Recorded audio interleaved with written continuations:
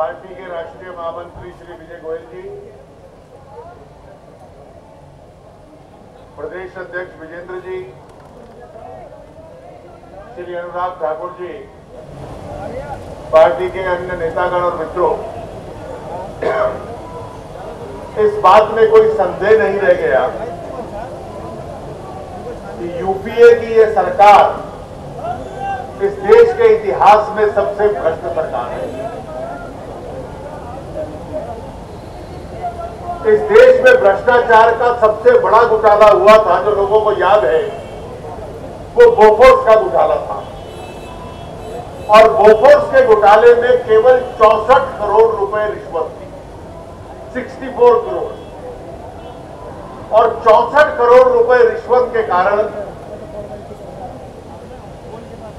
सरकार चुनाव हार गई और आज उसके 25-26 साल बाद भी उस भ्रष्टाचार को लोग याद करते हैं। 64 करोड़ को इतना बड़ा माना जाता था।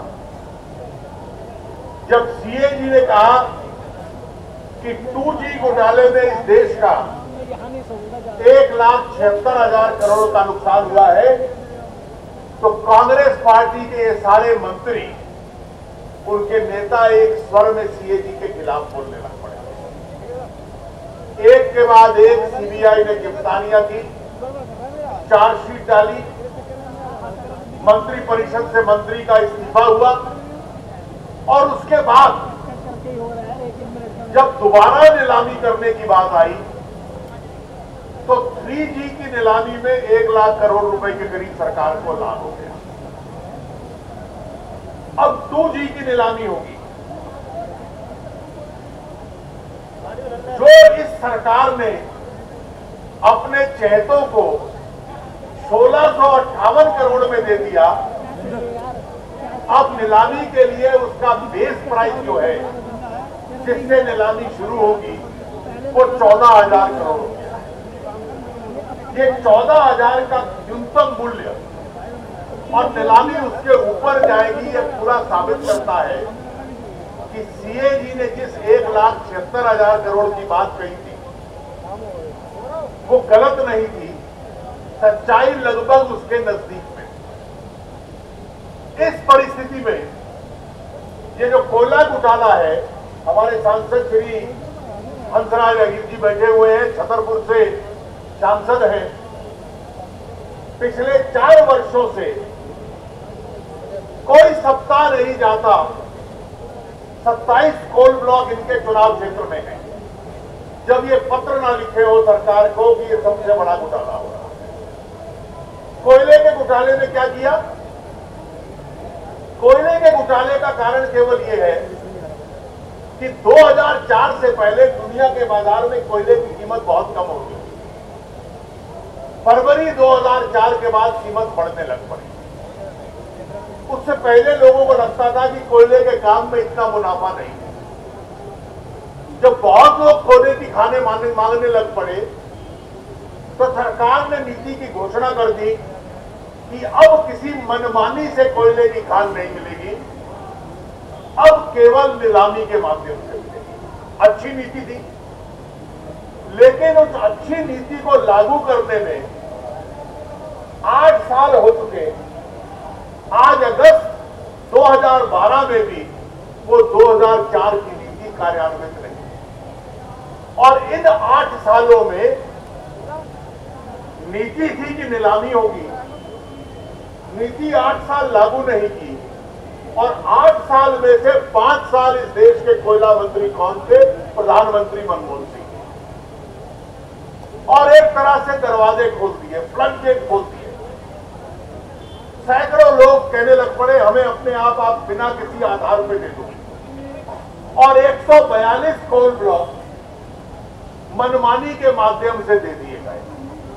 नीलामी होती तो जैसे 2G और 3G की नीलामी में देश को हजारों लाखों करोड़ मिलता है, इन्होंने मनमानी से दे दिए। और जिन 142 लोगों को दिए, उनसे 1 रुपया नहीं।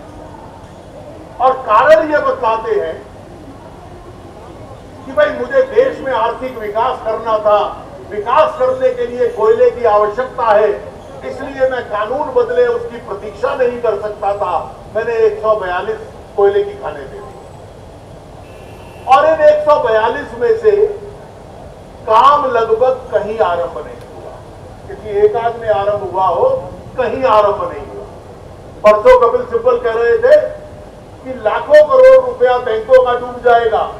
अरे कहां, किस लिए बैंकों ने वो लाखों करोड़ दिया है जब काम ही शुरू नहीं हुआ, 1 टन कोयला भी नहीं निकाला गया, तो किस कारण से लाखों करोड़ रुपया दे दिया?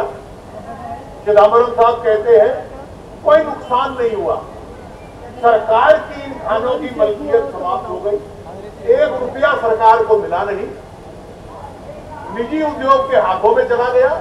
आप नीलामी के माध्यम से देते, नीलामी के माध्यम से सरकार को हजारों लाखों करोड़ रुपए मिलते, इस देश की जनता पे जो टैक्स लगाते हो उसको कम करते, आपने किया नहीं। तो वही सीएजी जिसने कहा था कि 1,76,000 करोड़ का 2G में घाटा हुआ है, जिसकी बात आज सच साबित हो गई, वही सीएजी कहता है कि कोयले की खानें फ्री में आवंटन करने से, मनमानी से आवंटन करने से 1,85,000 करोड़ का घाटा हुआ। ये आंकड़े समझिए, 64 करोड़ की बेईमानी पे एक गोफोर्स पे सरकार चली गई और आज लगता है कि वो भ्रष्टाचार तो बड़ा लघु उद्योग था। आज के आंकड़े 1,76,000, 1,86,000।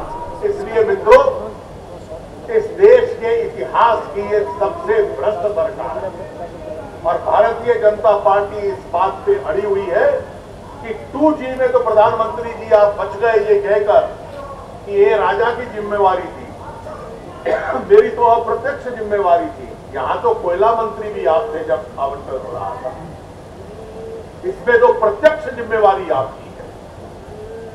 आप अपनी नैतिक जिम्मेवारी, राजनीतिक जिम्मेवारी स्वीकार कीजिए, अपने पद से इस्तीफा दीजिए और ये 142 आवंटन जो मनमानी से किए हैं इनको रद्द कीजिए और नीलामी के माध्यम से दोबारा इनको दीजिए ताकि सरकारी खजाने के अंदर पैसा आ पाए। इस मांग को लेकर भारतीय जनता पार्टी देश भर में संघर्ष कर रही है। युवा मोर्चा ने आज इस धरने का आयोजन किया दिल्ली में। इसके लिए मैं अनुराग जी का और दिल्ली प्रदेश युवा मोर्चा का हार्दिक अभिनंदन करता हूं। आप सबका बहुत बहुत धन्यवाद।